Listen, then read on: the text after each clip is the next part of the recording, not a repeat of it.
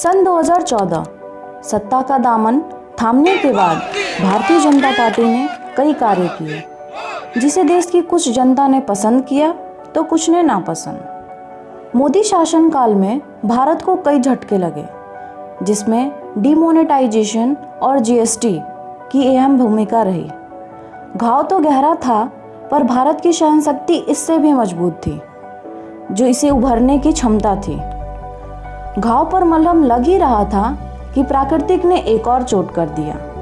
वैसे तो कई लोगों का कहना है कि इसकी शुरुआत चाइना की वुहान सिटी से हुई है, और ये एक हद तक सही भी है, क्योंकि वुहान के वेट मार्केट, जहाँ पर जिंदा जंगली जानवर जैसे पोर्क्यूपाइन, सांप, चमगादड़ और ना जाने क्या क्या बिकता है, भला वायरस के प्रकोप से कैसे बचा जा सकता था। खैर, चाइना ने तो अपनी सरकारी तंत्र का उपयोग कर वहाँ हो रही मौतों को तो छुपा लिया, पर भारत में जहाँ लोकतंत्र अपनी मुख खोलकर कहती है कि हम freedom of speech and expression को अपना सोलमेट मानते हैं, क्या यह संभव है कि मौतों के आंकड़े छिपाए जा सके। 27 जनवरी 2020 एक 20 साल की महिला को केरला के थ्रसर में स्थित जनरल हॉस्पिटल में भर्ती करवाया गया। यह भारत का पहला केस था। यह लड़की चाइना की वुहान से लौटी थी।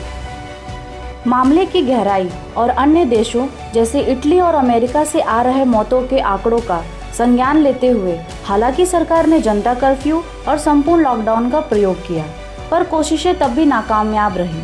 तंत्र के ढीले रवैये और WHO के द्वारा फैलाया गया कन्फ्यूजन भारत को घोर संकट में डाल दिया। 2020 की आर्थिक स्थिति और माइग्रेंट वर्कर की क्राइसिस इस संकट को अच्छी तरह बयां करती है। कोरोना वायरस के बारे में सही जानकारी न होना और चाइना के द्वारा जानकारी साझा न करना भी महामारी के फैलने का सबसे बड़ा कारण है। WHO यानी वर्ल्ड हेल्थ ऑर्गेनाइजेशन, जो कि संयुक्त राष्ट्र की एक विशेष एजेंसी है और अंतर्राष्ट्रीय स्तर पर स्वास्थ्य के लिए जिम्मेदार है, ने खुद कई बार वायरस को लेकर अपने स्टेटमेंट बदले, जिससे लोगों में संचय और संगठन के लिए अविश्वास बढ़ा। पर जहां भारत में वायरस गांव-गांव फैल गया है, वहीं ताइवान जैसा छोटा देश वायरस को कंट्रोल करने में सफल रहा। दिया और थाली को छोड़कर देखें तो भारत ने भी महामारी को फैलने से रोकने के लिए युद्ध स्तर पर काम किया, जिससे दिसंबर 2020 आते आते कोविड केसेस और डेथ रेट में काफ़ी कमी आई। सीरम इंस्टीट्यूट की कोविशील्ड और भारत बायोटेक की कोवैक्सीन, दोनों स्वदेशी वैक्सीन ने भारत में नई उम्मीद जगाई।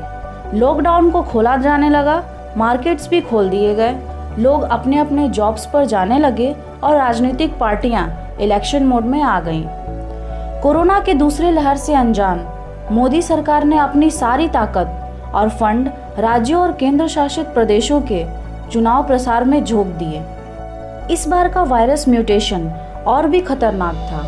यह वायरस लोगों में हवा के द्वारा और इन्फेक्टेड पर्सन द्वारा ज़्यादा फैल रहा था, और इन्फेक्टेड लोगों में ऑक्सीजन की कमी हो जा रही थी। सरकार जब तक नींद से जागती, तब तक ऑक्सीजन की कमी से कई मौतें हो चुकी थी। हालांकि सरकार अब अपने मेडिकल फैसिलिटीज़ को बहुत मजबूत कर चुकी है और ऑक्सीजन की परेशानियों से निपटने के लिए नए ऑक्सीजन प्लांट्स लगाए जा रहे हैं, और डेवलप्ड कंट्रीज से remdesivir, oxygen concentrator, medicines, raw materials आदि इंपोर्ट किए जा रहे हैं।